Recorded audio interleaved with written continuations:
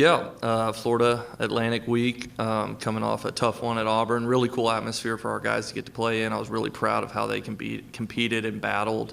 Never a waver in their eyes, ever. They just kept on going out there, putting their best foot forward, and didn't end the way we wanted it to, but I was super proud of our guys. So with that, questions? I guess I'll be the one to ask about the option play. 35 there, you guys lose about 10, 15 yards, kind of really takes the air out of the team there offensively. What kind of went into that play call, because we haven't really seen that this year? Yeah, it was a really great look for speed option. It was a 4-1 box. Will linebacker was right in the middle. It was going to be easy for our tackle to climb up, get to him. We were going to pitch off 29. At the end of the day, I just didn't do a good enough job as a coach getting them ready for that play throughout the week. The pitch mesh wasn't good, and at the end of the day, it was on me. You had a great first half, but it stockled out in the second. We've seen that a couple times this year. Do you feel like defenses, when they make those adjustments in the second, they kind of start figuring out the offense, and do you fear for that in the future? Not necessarily. I think a lot of it just comes down to whether it be a play call or it be an execution standpoint.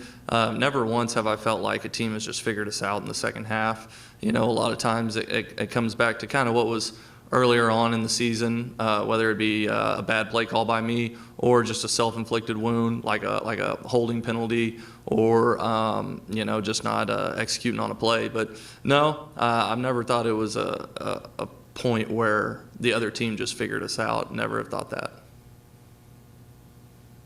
What sorts of challenges does this FAU defense present to you guys this week? Man, they fly around. They're very, very talented, big guys.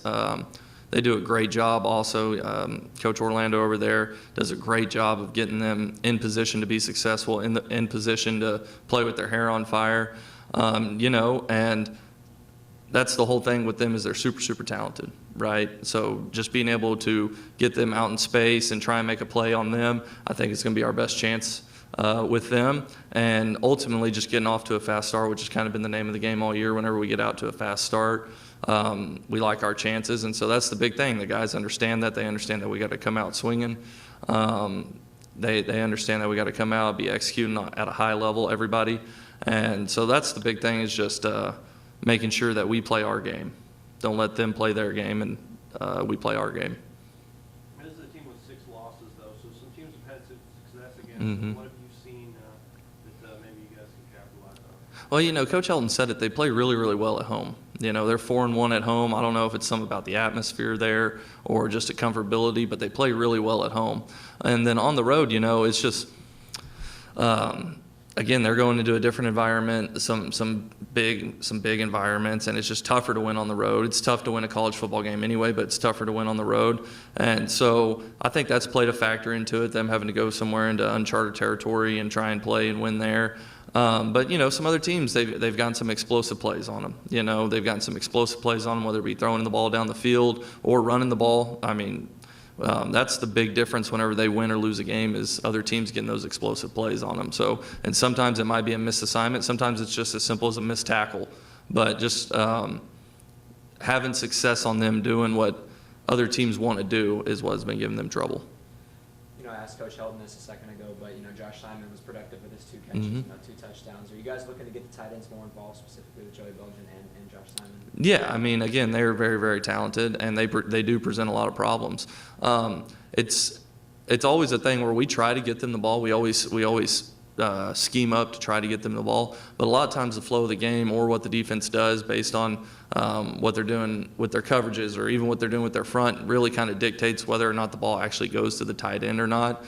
And so, of course, we're always trying, because they're 2 very valuable tools that we have, whether it be in the pass game or run blocking. I think that's something that goes underappreciated about them. We always talk about getting them involved in the pass game, but what they do in the run game, I mean, you can't replace it. The ability to have 2 tight ends who block as well as they do in the run game, it puts a lot of strain on the defense. And so what they do outside of the pass game always goes undervalued. But of course, we're always trying to get them more touches and get them the ball, because they are studs. They are very good players for us, and they can help us out. FAU on offense, Perry doesn't turn the ball over much, only has 5 receptions on the year. So say the game becomes a shootout, where does the Western offense need to outshine them in order Well, I think the good thing for us is we have a lot of very talented players. You know, whether it be a Malachi or whether it be a Daywood or a Mike Matheson, Jalen, our 2 tight ends, Joey, Josh, our running backs have been playing really, really good. That's something that's good for us, is that we have a lot of places where production and points can come from.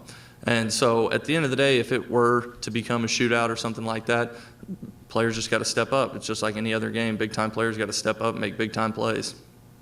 You know, Coach, kind of hitting on, excuse me, the running game. Kai Robichaux went down a few weeks ago. Since then, you guys have been kind of rotating those 3 guys. Poindexter's been the main guy getting those touches, but Step seems to be stepping up, almost getting the same touches this week. Are you guys looking to spread the wealth there still, or are you guys still looking for one specific guy? Yeah, no, we're going to continue rolling them. You know, they all do things differently very well, you know. So we're just going to keep on rolling them how we have been. I like what we've been doing with them, especially since Kai's been out. I like what we've been doing with them. Every guy's came in, done their job, ran the ball really, really hard, caught the ball out of the backfield whenever they need to. So just going to keep on rolling those guys. Anything else, Coach Arbuckle? Easy money today. Speed option.